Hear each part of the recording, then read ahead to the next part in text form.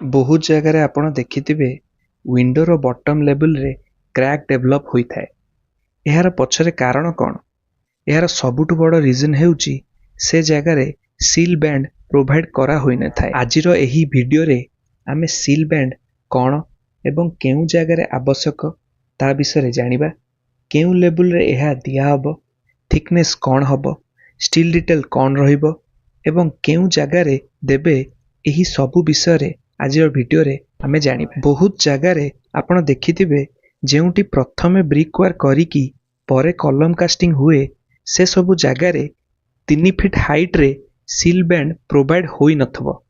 किंतु किछि साइट रे जेपरि हाई राइज बिल्डिंग मान करे जेउटी प्रथमे कॉलम कास्टिंग होई थाए एवं परे ब्रिक वर्क हुए, सेठी आपण सील बैंड देखि पारुथिबे। एहार कारण ब्रिक वर्क आगे करिकी कॉलम कास्टिंग करिले कॉलम एवं ब्रिक वर्क मध्यरे भल बॉन्डिंग होई थाए एवं क्रैक आसीबार संभावना बहुत कम। किंतु एहार विपरीत रे कॉलम कास्टिंग आगे करिले वाल रे क्रैक आसीबो।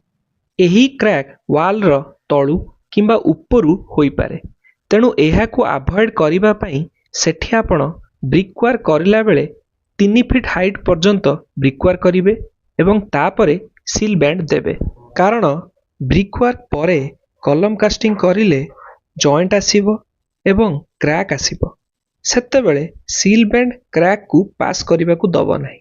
जेपरि तळे फ्लोर रु क्रैक डेवलप हेले सील बैंड पर्यंत जीवो, तापरे ऊपर को जीवो नाही, सेही भली ऊपर क्रैक हेले लिंटेल पर्यंत सीमित रहिबो, ता ऊपर को जीवो नाही। एही पिक्चर माध्यम रे आपण देखि पारुथिबे एहा को ही सील बैंड बोली कुहंती। सील बैंड हेउची M20 ग्रेड रो एक आरसीसी कंक्रीट लेयर, जहा को क्रैक डेवलपमेंट रु बचिबा पई दिया जाय। ब्रिक वॉल खाली करिले एंटायर वर्टिकल लोड वाल रे आसीबो एवं वीक भॉइड जागा मान करे स्ट्रेस पड़िबो। सेति पई फ्लोर रु 3 फीट रे सील बैंड देले एहा एक हॉरिजॉन्टल बीम हिसाब रे काम करथाय एवं एहा ऊपर कांथरु लोड नहीं जाए एवं एंटायर कांथरे लोड को इवेनली डिस्ट्रीब्यूट करे एवं वीक पॉइंट मान करे स्ट्रेस कम आसी थाए, जहा की क्रैक डेवलपमेंट को अवॉइड कराई थाए। सील बैंड थिकनेस आपण 2 इंच रु 3 इंच पर्यंत देई परिबे एवं एहार विड्थ आपणको वाल ऊपर डिपेंड करे।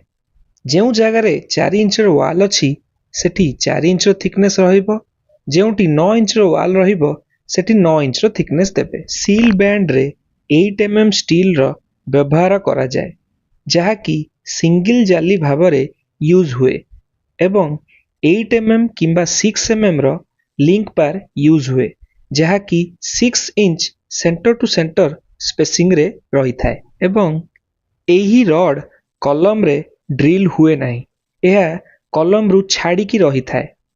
कास्टिंग रो जदि कथा हबा, एथरे M20 ग्रेड रो कंक्रीटिंग करा जाय, जहा की cement sand aggregate ratio 1:1:2 ratio रे यूज करा जाय एवं एग्रीगेट रे आपण 20 mm एवं 10 mm साइज रो मिक्स एग्रीगेट यूज करि परिबे एवं सील बैंड विंडोर बेस रे दिया जाय। सील बैंड अधिकांश जागा जेउटी फ्लाई एश ब्रिक यूज हुए सेठी यूज करा जाय एवं आपण जानि रखिबा कथा हाई राइज बिल्डिंग मान करे जेउटी कॉलम मझिरे 4 मीटर रु अधिक डिस्टेंस होई थाए, सेठी एक वर्टिकल बैंड मध्य दिया जाय क्रैक को अवॉइड करिबा पई।